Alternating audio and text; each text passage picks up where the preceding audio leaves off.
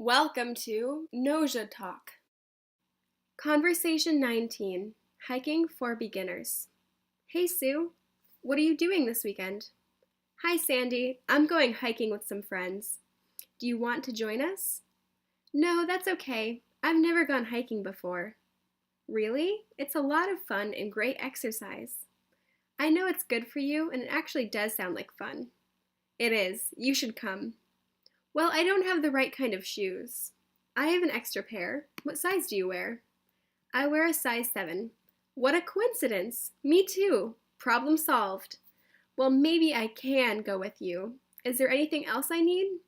Just some comfortable clothes, a jacket, a water bottle, some snacks, a flashlight, and a map.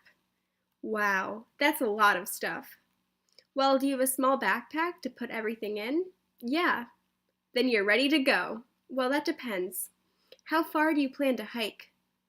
Not far. We usually do about 10 miles, but this weekend we're only going a short distance. How come? Because my friend is bringing her sister along, and she's never been hiking before either. So if you come, it'll be a fun experience for both of you.